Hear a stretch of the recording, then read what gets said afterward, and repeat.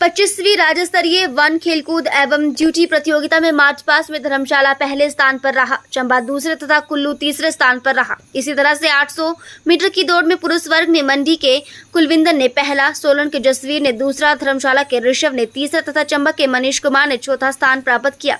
इसी तरह महिला वर्ग की 800 मीटर की दौड़ में नाहन की मनीषा ठाकुर ने पहला, चंबा की दीपिका ने दूसरा, शिमला की अर्चना ने तीसरा स्थान हासिल किया। इससे पहले राज्य वन खेलकूद प्रतियोगिता का मुख्य संसदीय सचिव सुंदरलाल ठाकुर ने विधिवत शुभारंभ करते हुए कहा कि वन विभाग में फील्ड अधिकारियों को कई प्रकार की चुनौतियों का सामना करना पड़ता है, इसलिए प्रत्येक वन अधिकारी और कर्मचारी का शारीरिक तौर पर तंदुरुस्त होना अत्यंत जरूरी है।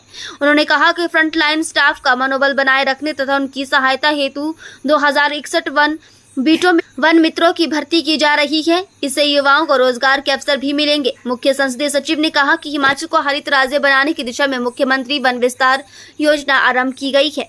इससे पहले पीसीसीएफ डॉक्टर पवनेंद्र कुमार ने मुख्य अतिथि का स्वागत करते हुए 25वीं राज्य वन खेलकूद प्रतियोगिता की जानकारी देते हुए बताया कि इस प्रतियोगिता में 13 वन वृत्तों के 800 वन कर्मचारी प्रतिभागी के रूप में विभिन्न खेलों में भाग लेने में एकत्रित हुए हैं। इस बारे खेलकूद प्रतियोगिता में एथलेटिक्स के विभिन्न इवेंट शामिल किए गए हैं। इस अवसर पर नोडल ऑफिसर स्पोर्ट्स के तिरुमल तथा मुख्य वन अरण्यपाल ई विक्रम ने सभी अतिथियों का स्वागत किया तथा डीएफओ हेडक्वार्टर राहुल शर्मा ने सभी अतिथियों का कार्यक्रम में भाग लेने के लिए आभार भी व्यक्त किया।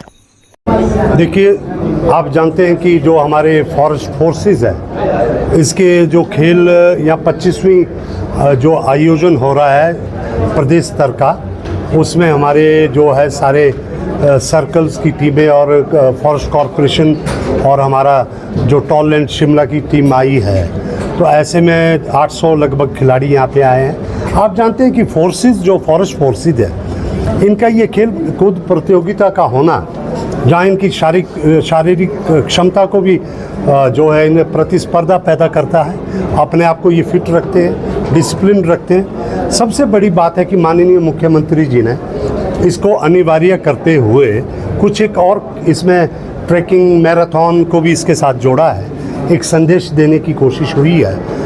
और सबसे बड़ी बात, जिस प्रकार से उन्होंने इस विभाग में, वन विभाग में बहुत सारी तेज़ी लाई है, जिसकी वजह से आज आपने देखा होगा न्यूज़ आइटम की बहुत सारी योजनाओं की, जिनको कि सालों लग जाते थे फॉरेस्ट क्लियरेंस के लिए, उन्हें चंद महीनों में क्लियर किया जा रहा है। ऐसे में एक बहुत बड़ा व्यवस्था परिवर्तन हुआ, बहुत सारी क्लियरेंसेस हमें मिल रही है।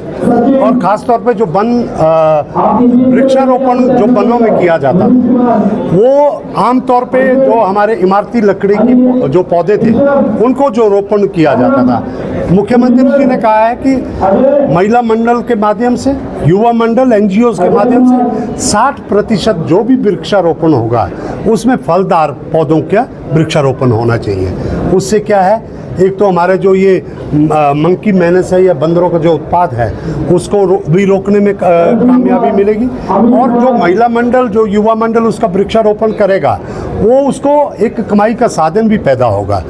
ऐसे में हमने एक जो कोशिश कर रहे हैं कि हम सेंट्रल कमेटी एक बनाकर, हम पीसीसीएफ साहब जो एक कमेटी बनाएंगे और कुछ नर्सरीज, क्योंकि इतनी जल्दी ये फलदार पौधे हमारी नर्सरी में पैदा करने को 1-2 साल लग जाएंगे, लेकिन तुरंत प्रभाव से इस आदेश को ज़मीन पे लाने के लिए हम इसका जो खरीदो फरोख्त और प्रदेशों से करेंगे, जैसे जम्मू कश्मीर है या लद्दाख है या नॉर्थ ईस्ट स्टेट से जो भी हमें मिल सकता है, हम इन्हें लेने को तैयार है।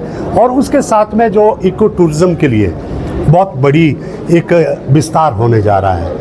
टूरिज़्म विभाग के अलावा इको टूरिज़्म एक ऐसा जो है जिसमें कि लो इम्पैक्ट टूरिज़्म, जिसमें कि बहुत भीड़ भड़ाका नहीं होगा, पर्यावरण के अंदर रहते हुए, पर्यावरण को नुकसान ना पहुंचाते हुए एक ऐसे पर्यटन को बढ़ावा दिया जाएगा जिसमें आपके धर्मशाला के, कांगड़ा के, पूरे हिमाचल के सभी ज़िलों में बहुत सारे ऐसे संभावित और जिनमें क्षमताएं हैं, उनको तुरंत जो है प्राइवेट सेक्टर में देकर वहाँ पे कैंपिंग, इको ट्रेल्स को शुरू किया जा रहा है। इलेक्ट्रिक गाड़ियाँ चलाई जाए और कम से कम प्रदूषण हो करवा कर अधिक से अधिक गाँव में विकास को ले जाया जाए, ये भी एक बहुत बड़े एक बात है। और मैं समझता हूँ मुख्यमंत्री जी की जो एक दूरगामी सोच है, दूरदर्शी जो उनकी सोच है, उसकी वजह से हिमाचल में वन विभाग में बेशक वो बाढ़ से बचने के लिए नदी नालों को में से जो मलबा उठाना है, उसकी जो ड्रेजिंग पॉलिसी बनानी है, उसके ऊपर भी काम चल रहा है। और बहुत सारी जो बातें हैं जिस वन संरक्षण को लेकर, उन सब पे काम चल रहा है। ऐसे में माननीय मुख्यमंत्री जी के मार्गदर्शन में वन विभाग एक ऐसा विभाग है, आने वाले समय में आप देखेंगे कि ये कमाई की तरफ बढ़ने वाला है। हम जो इस यहाँ के बेशक हमारा जो ये जो है वन निगम है, इसको भी आधुनिकीकरण की तरफ बढ़ना पड़ेगा। और इको टूरिज्म और ख़ासतौर पे प्लांटेशन में जो ये फलदार पौधे हैं, इनसे हिमाचल के जो फॉरेस्ट क्लियरेंस में जल्दी हो रही है, इससे हिमाचल प्रदेश में विकास को जो विकास का रथ है वो बड़ी तेज़ी से आगे दौड़ेगा। ये मैं आपको बताना चाहता हूँ। पूर्व में मैं समझता था पूर्व की जो सरकारें, उनका एक केंद्र के साथ वार्तालाप नहीं था। बेशक केंद्र में सरकार दूसरी हो, लेकिन प्रदेश सरकार की तरफ से मुझे खुद माननीय मुख्यमंत्री जी के साथ अनेकों बार केंद्रीय मंत्रालय में जाने का मौका मिला। वन मंत्रालय हो या भूतल परिवहन मंत्रालय हो, यही वजह कि संवाद बनाए रखने में अभी हमें, क्योंकि साइट स्पेसिफिक का एक वो लगता था कि भाई साइट स्पेसिफिक आप वन को क्यों चुन रहे हैं, क्योंकि हिमाचल प्रदेश में 68% वन क्षेत्र है और बाकी लोगों की निजी भूमि है। और ऐसे में वन क्षेत्र में ही जाकर विकास, सड़कें भी वहाँ बनेगी, बड़े बड़े स्कूल भी वहाँ बनेंगे, अस्पताल भी वहाँ बनेंगे।